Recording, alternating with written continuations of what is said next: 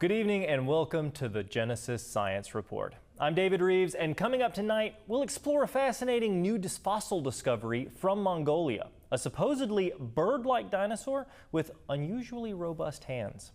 Evolutionary scientists claim that it sheds light on raptor diversity and niche partitioning. But does the evidence actually support those conclusions, or does it point to a very different story of creation and catastrophe?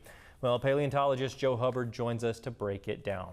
Later, we'll turn our focus skyward to a massive solar flare that recently struck Earth. Dr. Ed Holroyd explains what causes these violent eruptions, how they can disrupt communications, how they can disrupt power grids, and why Earth's magnetic field is perfectly designed to protect life from their harmful effects.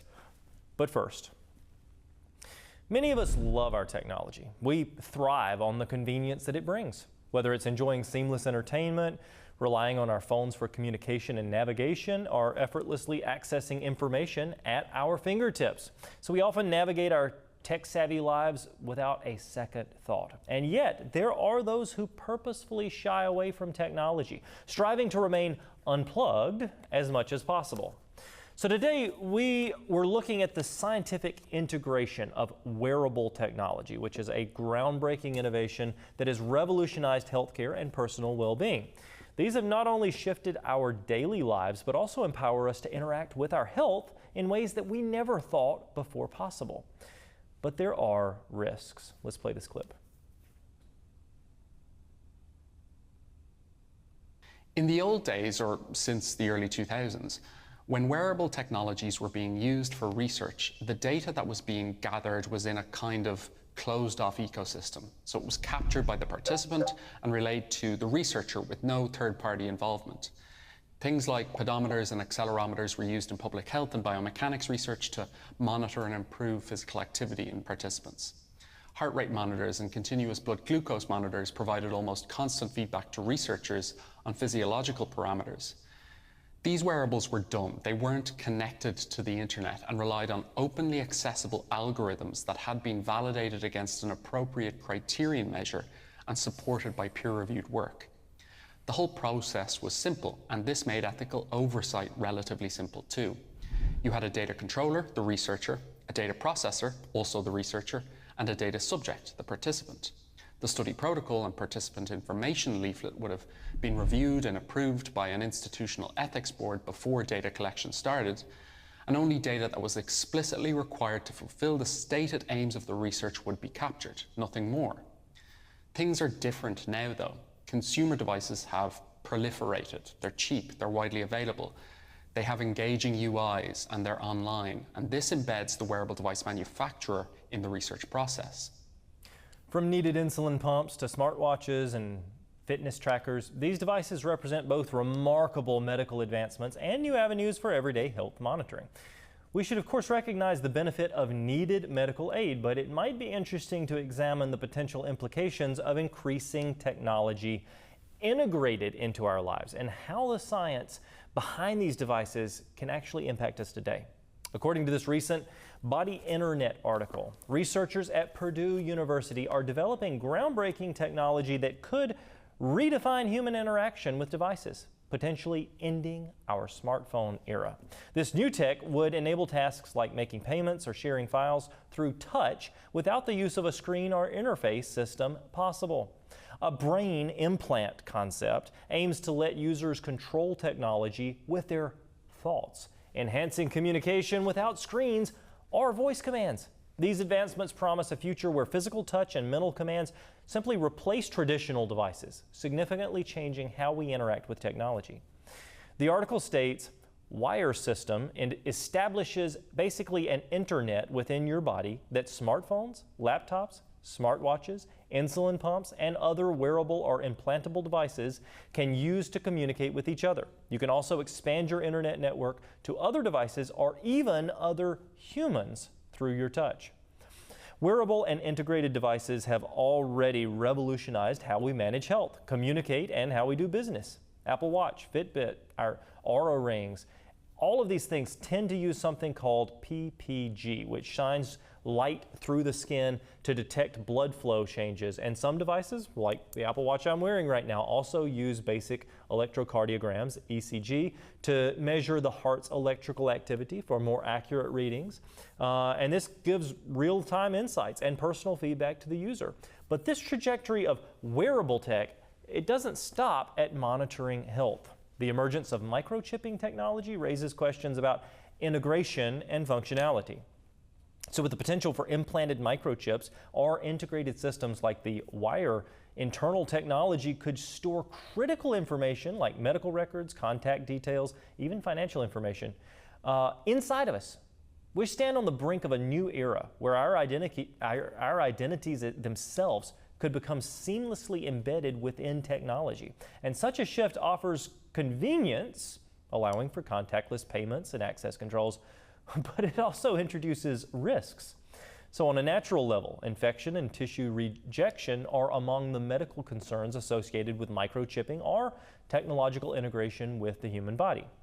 Beyond this, we have to think of ethical considerations. The prospect of microchipping raises profound questions about privacy and autonomy. As we weave technology further into the fabric of our very identities, we have to ask ourselves, how much of our autonomy are we willing to sacrifice for the sake of convenience? That's up to you. Now, maybe you could care less, but this dilemma resonates deeply with the theological belief that God created humanity with a gift of free will. So our ability to choose would be a fundamental aspect of our relationship, our faith, and it also extends to how we engage with technology. We can choose to use it or not. As we navigate an increasingly connected world, we have to consider implications of being tethered to devices that could shape our choices and our behaviors. So will we retain our autonomy, or will we become dependent on those technologies to define our identities? The notion of autonomy is particularly relevant in light of the potential for surveillance and data collection that's inherent in wearable technology. Technology, it's traceable. As our devices gather vast amounts of personal data, concerns about privacy and security, they come to the forefront again. The integration of wearables into our daily lives may facilitate greater health management, but it also opens up the door to unprecedented scrutiny.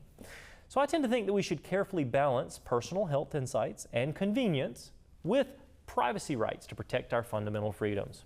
As we consider the future of wearable technology, it's essential to promote discussions on ethical practices, regulatory measures, and the preservation of our individuality, uniquely designed by a creator. So in conclusion, wearable technology, it holds tremendous promise for enhancing health and well-being. By integrating advanced medical devices into our lives, we can achieve unprecedented levels of monitoring and personal care. But as we embrace these advancements, we also must remain vigilant about potential risks and ethical considerations that accompany them. The journey toward a future of integrated technology calls for a thoughtful approach, balancing innovation with respect for personal autonomy. And just remember, you have worth as individuals created by God. Your latest gadget or your tech should not get in the way of that. I'm David Rives, and this is the Genesis Science Report.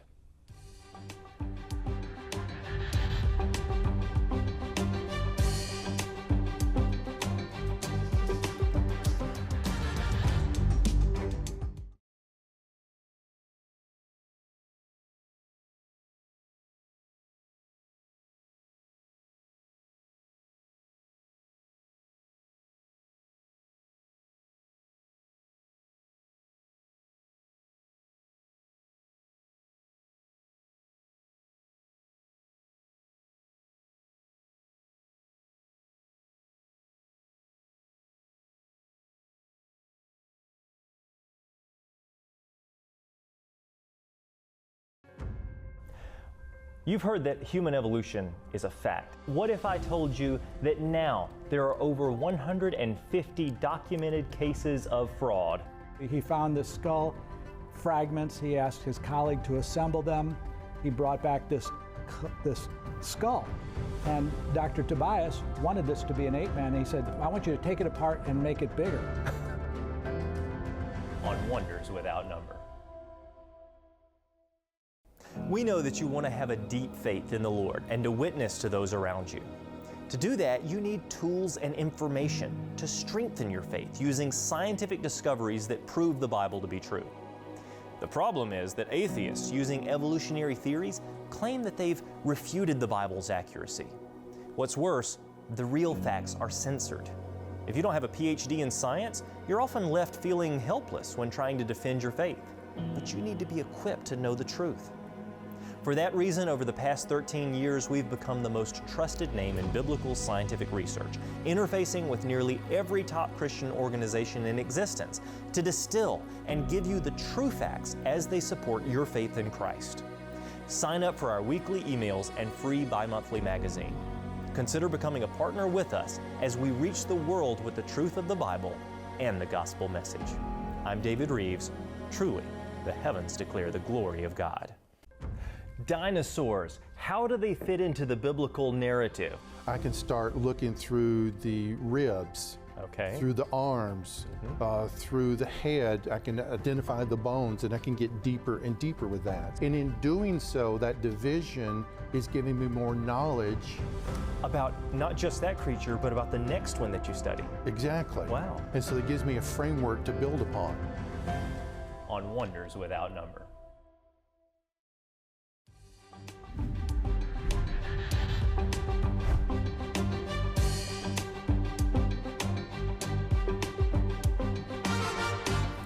Now it's time for the Kids Corner. What is the largest land animal living today? Dramatic pause. Yes, if you said the elephant, you would be right. All species of elephants, as well as the extinct mammoths and mastodons, are members of the order Proboscidae, which basically means elephant's trunk. The trunk is one of their most prominent features, and it's a combination of the upper lip and the nose. And it just so happens to be really long. It reaches all the way to the ground. So there are several types of elephants, but the largest living elephant of all is the African bush or savanna elephant, which is typically up to 11 feet tall, with the largest reaching an incredible 13 feet tall. I've interacted with these up close in Africa. So this species weighs up to 7.5 tons, which means that they have to eat a lot of food, an average of about 330 pounds of vegetation, along with around 60 gallons of water every single day. So both males and females of this species can grow ivory tusks, highly intelligent and long-lived. Some of them live to be up to 70, even 75 years old. Now, I've been on the backs of some of these creatures when I lead family safaris to Africa, and oh my goodness, it is so awe-inspiring. So the smallest species of elephant living today is the African forest elephant, which is actually native to West Africa and the Congo Basin. So I've never seen one in person, but that species is typically not much over 7 feet tall, and they weigh just over 2 tons. Trust me, 2 tons is still a lot. The other major species of elephant is called the Asian elephant. It's native to southeastern Asia and the subcontinent of India. This species reaches up to 9 feet tall, weighs an average of about 4.5 tons, and usually only the males have tusks, and even then, not all of them do. But you've probably heard of the extinct mammoths and mastodons, which are also members of the same order, Proboscidae, as the elephants. So what is the difference between the mammoth and the mastodon? Well, first, let's look at the teeth. The mammoth, oh my goodness, this is an actual mammoth tooth. It's pretty heavy. The mammoth has flatter teeth with ridges, and it looks really close to an elephant's tooth. So if you were to actually look at an elephant's tooth today, if you can see those ridges, that's almost what it looks like. So the mammoth is really close. However, the mastodon has a different type of tooth with cone-shaped points. So the roots go down this way. But look at this, these cone-shaped points. So mammoths had curved tusks similar to the elephant, while mastodons, they had tusks that are mostly straight. So mammoths were typically taller, sometimes 13 or more feet tall, while the mastodon was shorter, but was heavier and stockier in build. Mammoths and modern-day elephants have a taller, dome-shaped skull. Again, they've got a lot of similarities. And the skull of a mastodon, it was flatter in profile. So while you won't find the elephant directly named in the Bible, you will find ivory mentioned several times, which is almost certainly a reference to the tusks of an elephant. And this is a little chunk of ivory from one of those creatures right here that we have on display at the Wonder Center and Science Museum. Our creator has given us an incredible assortment of creatures to learn about and to enjoy. The elephant is just one of the most impressive of all in its amazing design and its huge size. Coming up, a rare fossil find in Mongolia reveals a remarkably well-preserved, supposedly bird-like raptor. Well, Joe Hubbard breaks it down after the break.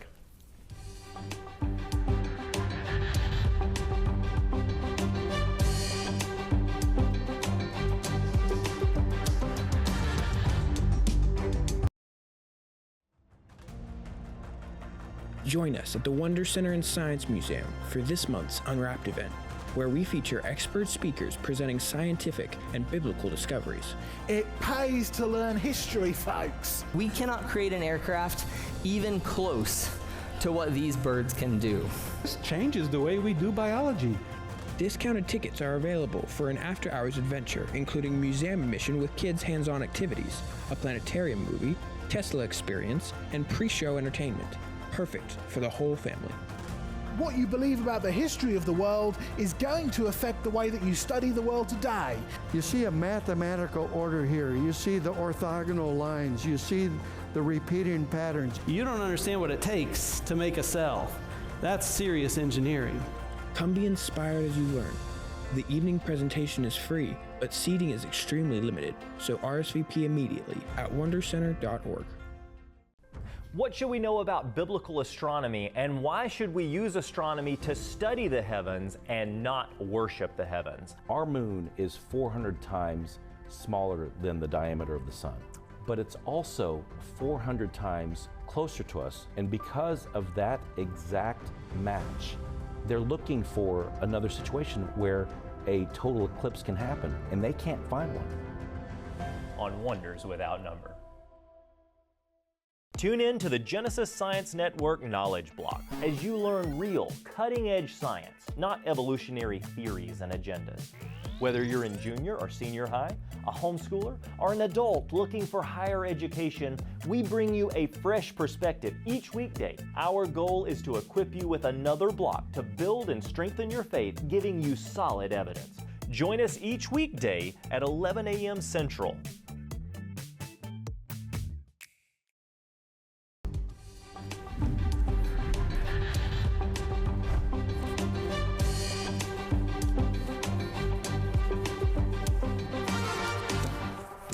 Welcome back to the report. A new paper published in the Journal of Vertebrate Paleontology has scientists, they're rethinking how dinosaur soft tissues could survive for tens of millions of years. The researchers point to unusual chemical conditions that may have preserved proteins far longer than expected. But does this really solve the mystery, or does it raise even bigger questions about the age of these fossils? Joining us is Joe Hubbard, director of the UK-based Creation Research Museum, to help us examine what this new study actually tells us. Joe, can you summarize what this new study claims? Well, it's good to be here with you again this morning, David. It's been a little while. One of the things that I've noticed, first and foremost, over the last sort of couple of years of being involved in this research, is that new reports of this original biomaterial, as we like to call it, this soft tissue, is cropping up all the time. So there's brand new reports that are coming out pretty much every single month almost. And there's a few trends that you can see in these. Number one, we are finding more and more documentation of different techniques that can be used to identify these soft tissues, and we'll talk a bit about what we mean by soft tissues in a moment, but also the fact that you find these soft tissues throughout the geological column, and you find these soft tissues across the planet, right? So this is no longer a fringe science. That's the first thing to say, right? This is now becoming very, very well established in the world of science. With that comes some issues, namely, given what we currently know in biology and our current understanding of original biomaterials and biomaterials in general and their shelf lives, right? The amount of time that it takes for them to decay and decompose and break down. But based on what we know from biology, you can't have these kinds of materials lasting for vast periods of time. The quote that is often used by the biggest critic of this kind of research, by Buckley from Manchester University, is that you have less than 1 million years before there's less than 1% chance of less than 1% of collagen, which is a protein, remaining inside these fossils, right? So there's a big problem if you want to try and argue that we are finding these soft tissues and that they're millions of years old. So that's where these papers come in, where they try and sort of explain their way around it. And there's three main ways that the argument will go. Either you claim that it's contamination, as in it's not originally belonging to the bone. We call that endogenous, right? And by the way, when we're talking about soft tissue, we're not talking about just soft parts of the animal preserved. There was a very good paper that came out in Nature just a couple of weeks ago documenting how, soft squidgy parts, skin and the like were preserved. We're not just talking about soft parts preserved. We're talking about original biology, original biomolecules, proteins that are still present within the bone, encapsulated in the permineralized bone. So one of the ways is to claim it's contamination. It's not originally belonging to the bone. It's not endogenous. Problem with that is very simple. We now have over 150 papers documenting this kind of stuff. So it's very well established now. We have lots of techniques. It's not just one technique. It's lots of different techniques on lots of different bones. And we've even got to the point where we are doing a technique known as proteomics. So we are effectively sequencing the proteins. So we're not quite reading the DNA, but we're getting awfully close. So it can't be contamination. Well, the other option is saying that, there must be a way that these soft tissues can be preserved. Now, there's been lots of attempts, and one of these new papers talks about the idea that water and hydrolysis can actually, while in the process of breaking the material, the soft tissue material down, it also preserves it at the same time by locking it in. There's lots of chemistry wrong with this, and in fact, we sent it into one of our biochemical researchers, and they found over 10 issues with the chemistry that was reported, just almost basic stuff. So it just shows you the lengths that people are willing to go to. But the really surprising thing is a trend that you see in a lot of papers nowadays, right? And it's a trend across the board, which is the actual science which is being done does not necessarily relate to the claim which is being made in the title or indeed the conclusion. Now, you find this increasingly so with things like political science, right?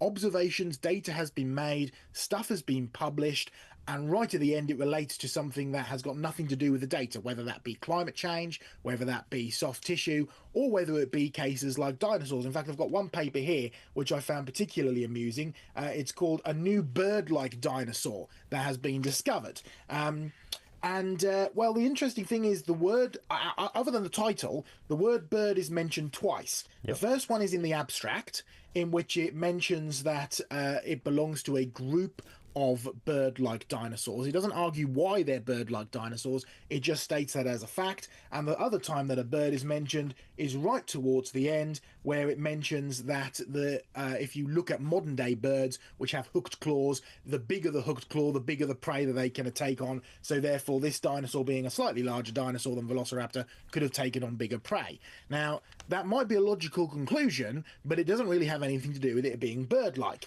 In fact, not a single part of the rest of the paper even discusses its bird-like qualities. It describes the dinosaur, it relates it to Velociraptor, which is a dinosaur, and it talks about, lots of pretty pictures, lots of details, lots of diagrams, reports on what the context of the sediment was like, how it got dug out, but not any part of it has anything to do with it being a bird.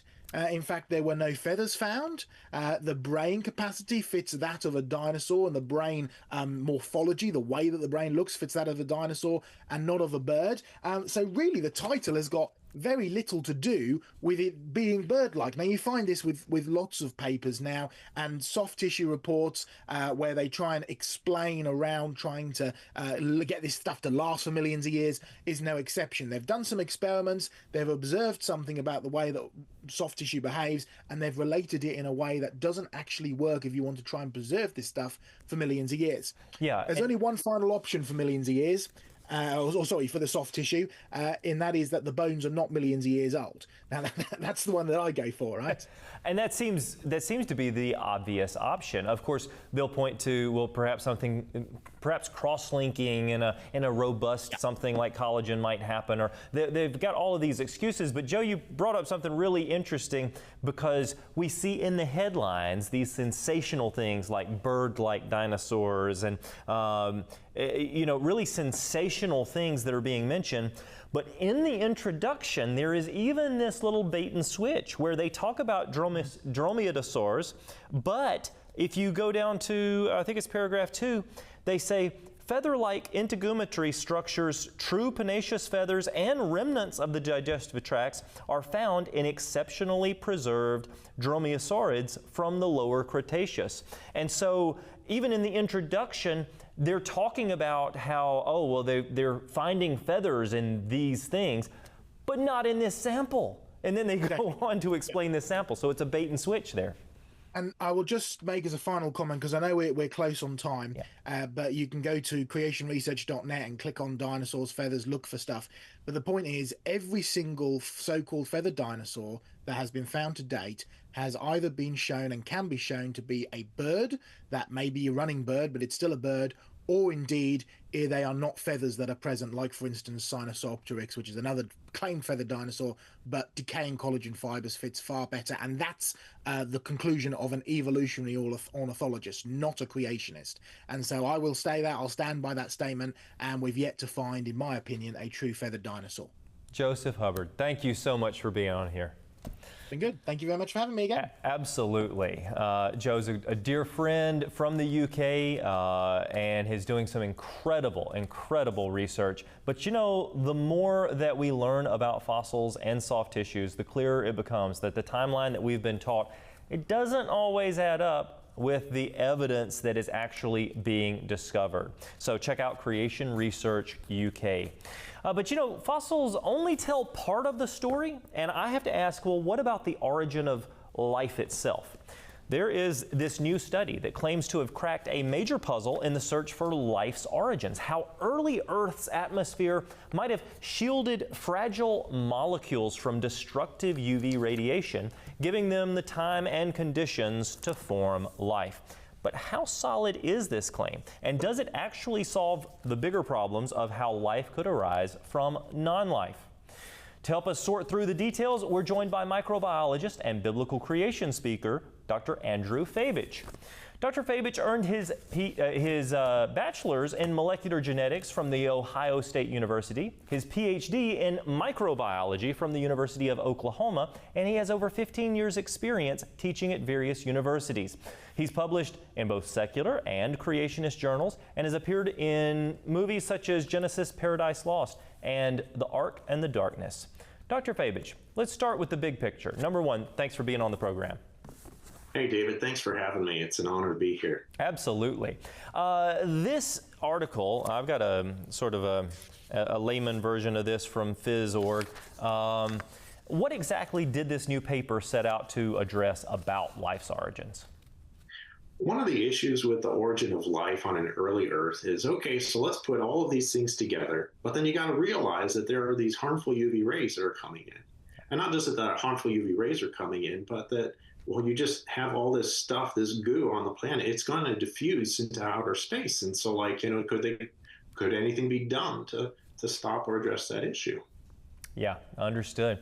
Well, the article suggests that Earth's early atmosphere, maybe it shielded key molecules, but then if you start to dig into it, how did the researchers go about testing that idea? Did they actually perform experiments to show how this is possible? Yeah, I think that's kind of the funny aspect of this article, and I don't mean necessarily funny ha-ha, but they didn't actually do a single experiment at the bench. It was all one big computer simulation. They plugged in some parameters into the computer model, and then it spat out some reports or some images. So they didn't actually do an experiment at the bench. Okay, so let me see. Somehow I think science is about observation, experimentation, testing, empirical data. So what would something with no experiments be? Maybe a pseudoscience? I don't know. Maybe I'm going too far. You have pointed out several problems with their model. Can you walk us through the main issues like the absence of oxygen, the ocean environment, lack of information for building a cell, things like that?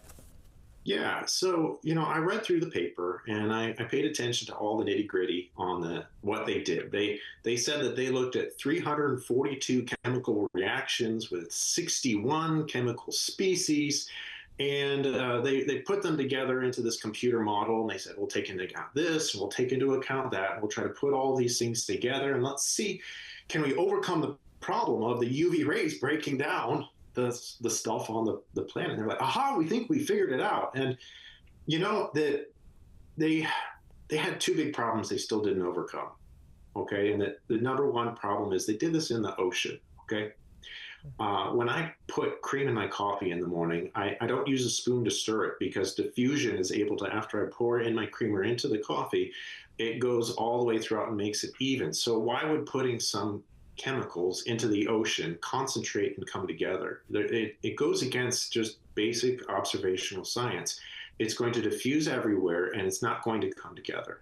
There's no mechanism for that. There isn't one. There hasn't ever been one, and we're not going to see one because it violates the laws of nature. Mm-hmm. And then the other issue that they had was that they didn't come up with anything that was a real building block for life. Life has anywhere between 250 and 350 required genes, and the number of molecules required for it is even higher than that. And they didn't produce one, which kind of makes you pause and think, like, well, what did you guys really do? Right. It begs more questions than answers. At the very end of the paper, the last sentence, it was so striking. It says, these results suggest that the accumulation of organics, prebiotic important molecules in the proto-ocean could have produced a super rich, various organic, which might have eventually led. Wow. Talk about fuzzy words, magic words, everything you can think of. Could have, might have, eventually led. And the magic ingredient is always time. Andrew, from a biblical perspective, how do these findings fit or fail to fit within the timeline of creation, which is very scientifically understandable in approximately 6,000 years, and how does it fit with the account we see in Genesis? So their findings, very simply in two words, don't fit within a biblical time frame. Yeah. A biblical time frame is very clearly on the order of 6,000 years. And what they did is they just added the secret ingredient of deep time to cover a multitude of issues. It's their rescuing device.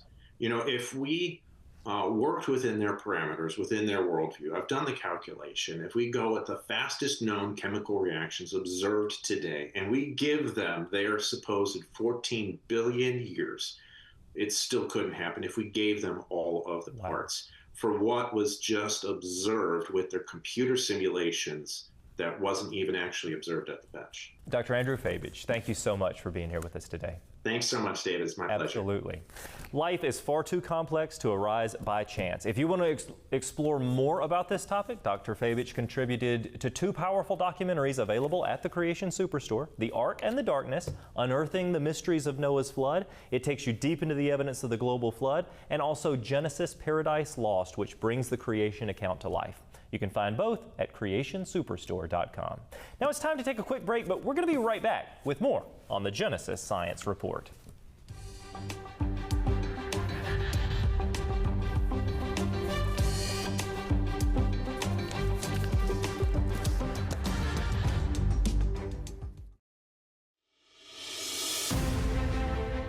Friends of Genesis Science Network, we started this channel to make an impact in the lives of both Christians and inquiring skeptics around the world.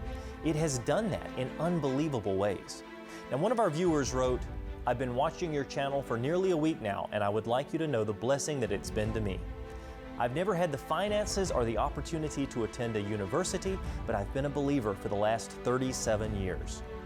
Your channel has done more for my understanding of my faith than any book I've read save the Bible, and I feel like I'm finally able to attend the lecture classes I've always wanted to. Thank you so much for your ministry. I want to thank you for your generous support. GSN is no simple project and requires monthly commitments to keep it on the air. Please consider becoming a partner with us today. Just call 931-212-7990 or click Give on our website. We are making a difference. I'm David Rives, and you're watching the Genesis Science Network.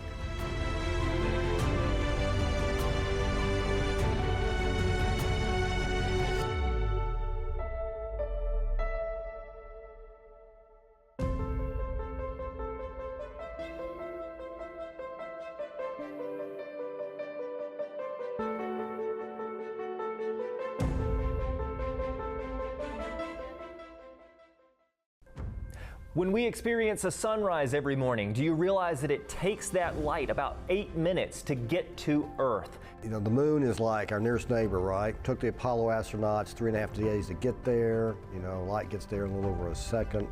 Our fastest space probes that we've sent out to Pluto took years to get there. Okay. You know, so it's enormous, and that's just our solar system, right? On wonders without number.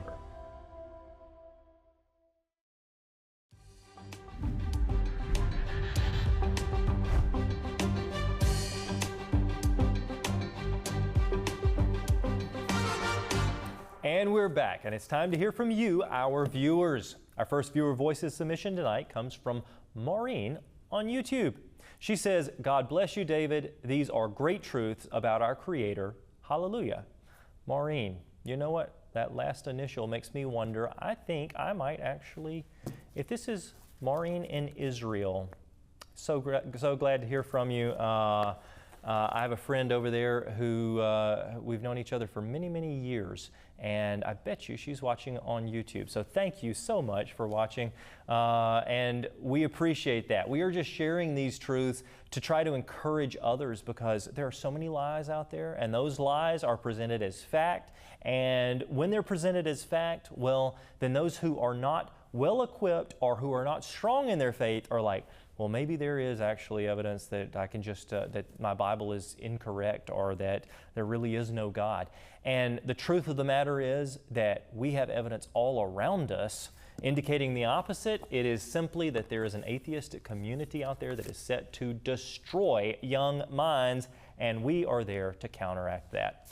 Our second testimonial comes from Amber, who had this to say after visiting the Wonder Center. Amber said, we had a great time on the first visit. We enjoyed every part and loved the planetarium show. We loved the interactive play for the kids as you walk through.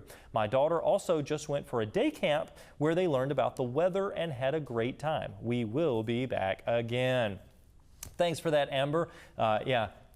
Day camps, make sure you're subscribed to our email updates for special days, kids' days, day camps, and all other activities. I think the one that you're referring to, they actually learned how to make clouds in a bottle and all sorts of fun things. So make sure you're following the Wonder Center and Science Museum and plan your vacation today in the Nashville area.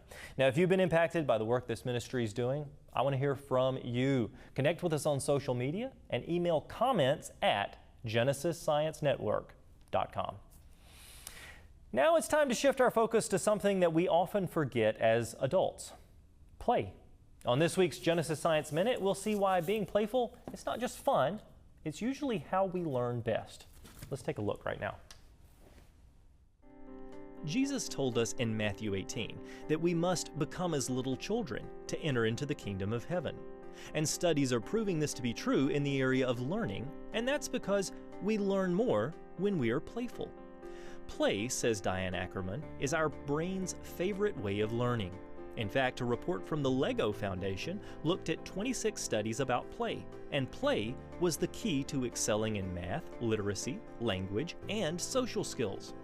We learn more when we're having fun, and kids intuitively walk that out, and because they do, they learn more rapidly. So what Jesus said makes sense, not just for salvation, but for all of life. Do something playful today, knowing that it's really good for you. I'm David Rives. Truly, the heavens declare the glory of God. For more information, visit David Rives Ministries at davidrives.com. DavidRives.com. Now it's time for this week's Ministry Report. This October, it marks a major milestone for us here at the Wonder Center and Science Museum, our 2-year anniversary. In just 2 short years, we've welcomed an incredible number of guests, launched new exhibits, and seen God open doors for this ministry like never before. Also in October, we're looking forward to hosting Professor Andy McIntosh, visiting us all the way from Leeds, United Kingdom. Andy is one of the world's leading voices in creation research. We've been friends for years, but his research is really making a difference within the creation community. We'll be touring the museum together and filming new content, so keep an eye out for upcoming Changing the Narrative and Wonders Without Number episodes. We are also excited to unveil a brand new 3D ammonite exhibit that lets visitors actually compare a real fossil, touch it for themselves with a life-size model of what this extinct sea creature would have looked like when it was alive. It's part of our Living Fossils section, and it's already a favorite with kids and families. Let's take a look. So this was a donation from Jaden Smith, and this ammonite right here is a very large sample of something that looks like a seashell almost, but if we were to actually see this thing in real life, well, it grew in segments like this, and there was basically a squid-like creature, kind of like our cephalopods, our squids or octopus of today, but it grew like this, larger and larger, and it had these tentacles that came out this end right here. So this was a sea creature, right? Well, Sam Matthews donated his time to build a stand for this, as well as donated a model of an incredible, this creature as it would have been when it was alive. I can't wait to show you the completed project, which is going to appear in the Living Fossils section of the Wonder Center. Now, technically, we don't have these exact creatures living today, but we do have some alternatives that we can compare them to. And so this is the newest exhibit in the Wonder Center and Science Museum.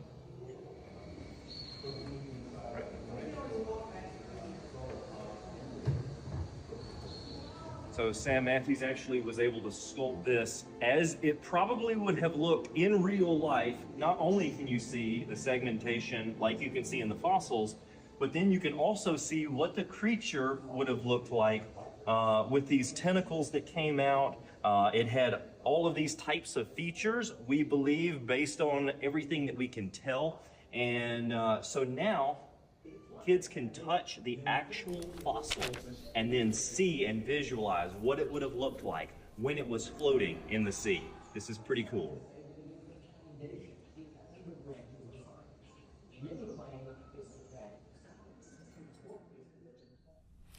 This exhibit, it's a great example of what we're all about. Helping people interact with real evidence and walking away with a deeper understanding of God's design and creation. Now, the prayers and generosity of our viewers, that's you, continues to make all of this possible. Your monthly support helps ensure that we can continue to share the wonders of God's creation and the gospel message with individuals all around us. We invite you to partner with us in ministry by making a contribution today. You can visit our website or call 931-212-7990 to donate and learn more about this important work. Next, we will revisit a catastrophic event that reshaped the Northwest in a matter of days. On this week's Heavens Declare, we'll see what the Lake Missoula flood reveals about geology and a global flood. Let's take a look right now.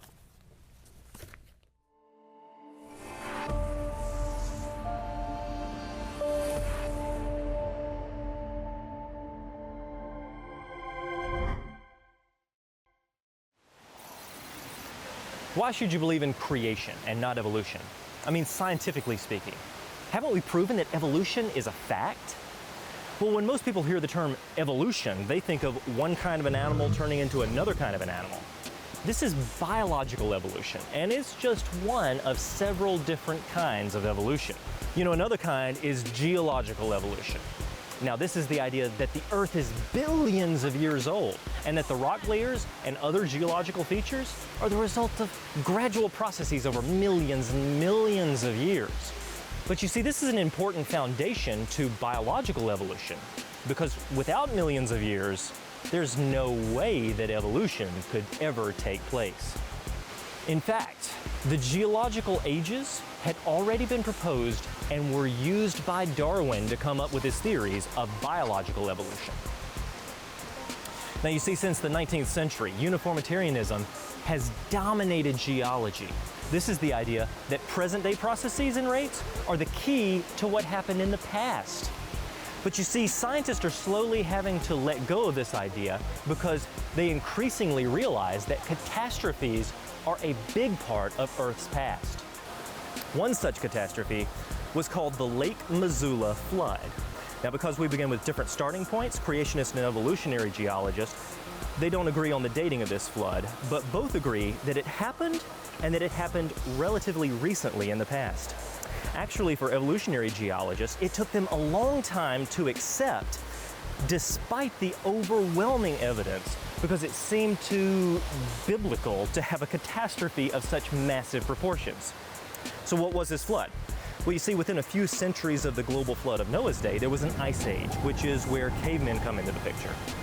But at the peak of the ice age, approximately 540 cubic miles of water were dammed up in Lake Missoula in Montana. Now, that's a long ways from here. But that's 3 times the volume of Lake Erie. So eventually, the lake burst, rushing 400 feet deep as it carved its way towards the Pacific Ocean, not too far from here. The fast-moving water quickly laid down rock layers, and it carved out canyons, including Grand Coulee, which is a canyon 50 miles long and 900 feet deep. The beautiful channeled scablands are a further testament to how much damage a lot of fast-moving water can do. Now, secular geologists believe that the rock layers are laid down slowly over millions and millions of years, and that canyons are carved over time by rivers. But that wasn't the case with much of the geography of the western United States here. It was carved rapidly by a flood of water from a burst glacial lake. And I've talked to PhD evolutionary geologists. Most trained geologists agree that it happened extremely quickly. And it created things just like the beautiful Multnomah Falls that we see right behind us. Now, if the comparatively small flood, such as the Lake Missoula flood, could do so much damage and completely change the landscape, well then imagine what the global flood described in Genesis could do.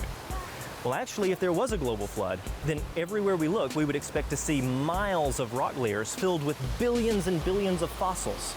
And this is exactly what we find. You see, the evidence points to a flood of biblical proportions, not slow and gradual processes over millions of years.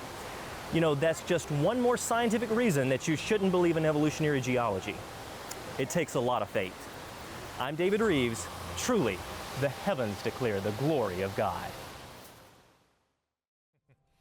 And that is a majestic part of the Northwest right there. But up next, the strongest solar flare of the year has sparked radio blackouts around the globe.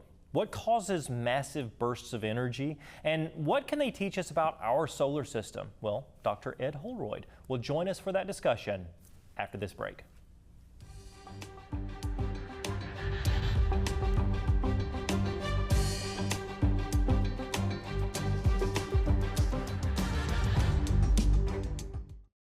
Hi, I'm David Rives, and I'm inviting you to visit the Creation Superstore, the largest origins-related store in the world. Not only will you find every book and video title on creation versus evolution, science, but also every resource that teaches us about our origin and how it all takes us back to Genesis, a grand designer, the God of the Bible, and ultimately, yes, the gospel message. Documentaries your family can trust, fossils, teaching videos, children's books, church Bible studies, homeschool supplements, and expert scientific literature. If you can't find a title, call us up and we'll add it. Normally, you'd have to visit dozens of sites to gain access to all of the titles that are out there, and then you would be at a loss to whether the book or video was worth the purchase. But not here. We've curated the best of the best into top 10 lists. And on some of my favorite products, you'll find the Rives rating, where I help guide you on the best resources available for not only those who love history, biblical studies, and creation science, but also great products at the layman level, easy to understand for those who are learning or want their children and grandchildren to be exposed to a biblical worldview. Just look for the Rives rating to find my personal favorites. Use the search bar to look up a topic or follow our menu to sort by ministry, subject, or author. Give us a call at 931-212-7990 as you're browsing. We have ministry volunteers who will do their best to assist you at all hours of the day and even help you place your order. Yes, a real person. Get ready for a secure shopping experience brought to you by the leaders of creation-based research. Your purchase goes towards ministry outreach and also supports the authors and organizations who publish the material, most of whom are personal friends and colleagues of mine. I'm David Rives. Truly, the heavens declare the glory of God.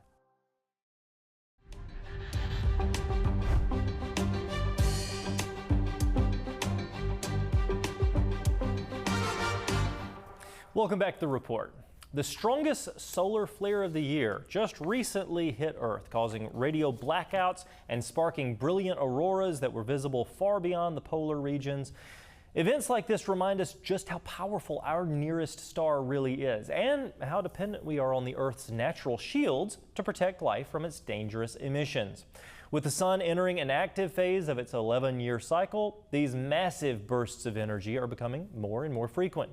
And scientists are watching closely. But what exactly are solar flares? How do they affect Earth? What do you need to know about them? And what do they reveal about God's design? To help us explore this topic, we're joined by Dr. Ed Holroyd. Dr. Holroyd holds a bachelor's in astrophysics and a PhD in atmospheric science, with decades of experience in cloud physics, weather modification. He's worked for both the Commonwealth Scientific and Industrial Research Organization in Australia and the U.S. Bureau of Reclamation, and he's written extensively on creation science topics. Dr. Holroyd, welcome to the program. Glad to be here.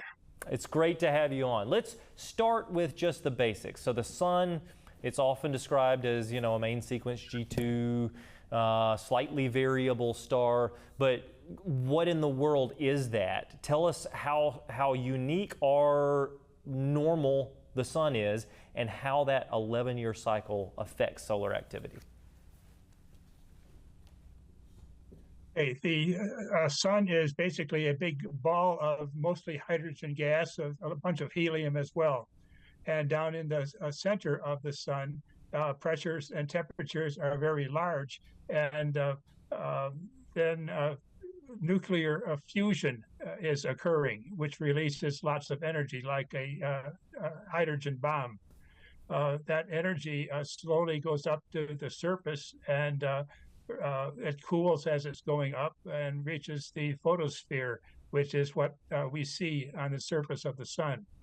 Now, there are blemishes coming up and affected by local magnetic fields. When those fields get twisted and then the magnetic field recombines, there's a big burst of energy, and that is a solar flare. The solar flare then gives off electromagnetic radiation in the form of X-rays and ultraviolet. It also is associated with a coronal mass ejection, which is a bunch of gas coming off the sun at very large amounts and very high speeds, which are directed out into space, and sometimes those are aimed at the Earth. Okay, so if we have a CME or if we have a massive solar flare and it does happen to be aimed at Earth, then it's traveling at extreme speeds through our solar system towards the Earth. And when it hits the Earth, there's a ton of dangerous radiation involved, and yet there's some type of a protection mechanism. Tell me about this. Yes, the electromagnetic radiation comes to us in 8 minutes. That is the speed of light, and interacts with our upper atmosphere. The upper atmosphere absorbs the high energy radiation, the X-rays and the ultraviolet rays, and prevents them from reaching the surface of the Earth. Now, the longer wave ultraviolet does get down, and we need to protect our skin from that. But the most dangerous shortwave radiation is absorbed high up. And then for the particles, our magnetic field shields the Earth somewhat. It twists the trajectories of those particles, and they come in at the poles and create the auroras that you mentioned earlier. Yeah, which we actually, I think last year we had an extreme mass CME, and in Tennessee, I was seeing the aurora very strongly. But again, if we were an engineer and we were building a spaceship to try to block some of the harmful radiation, we would engineer things in a certain way. And yet, it appears that the Earth has an engineered shield system that protects us from some of the most dangerous radiation. Even still, some particles can come through and it can knock out communication. Tell me about that. Yes, I say throughout our history, before the modern technology, the shield was just fine in keeping the harmful stuff away from us. It is our modern technology that is being affected by the high energy particles and radiation. So yes, we need to design our system such that that is not affecting us greatly. So the Lord has engineered a system to protect us. We just need to be better engineers when we make new technology. From a biblical perspective, how do you see the sun's design and Earth's place around it that points back to not just a creator, but the God of the Bible? Yes, God has created everything good for us, and it says so in the book of Genesis. Now, the sun, yes, is a main sequence star. More massive stars are brighter and more energetic and produce much more X-rays and ultraviolet light. And so that would be bad for us. Smaller stars, the red dwarfs and so on, not as much energy, but those that are spinning are generating solar flares themselves that are very powerful and destructive to any planets that are around them. Our sun is sort of right in the middle of that sequence. And so it is just, very comfortable here. Slowly rotating sun, only a few solar flares, and our atmosphere and magnetic field protect us from those. That is incredible. And again, what we would expect to see if we have a designed universe. Dr. Ed Holroyd, thank you so much for being on the program. Glad to be here. If you'd like to explore more of Dr. Holroyd's work, he's published research for leading creation science publications, including the Creation Research Society and the Answers Research Journal. And that is it for today. I want to thank you for joining us on the Genesis Science Report. Until next week, keep looking up. I'm David Rives. Truly, the heavens declare the glory of God.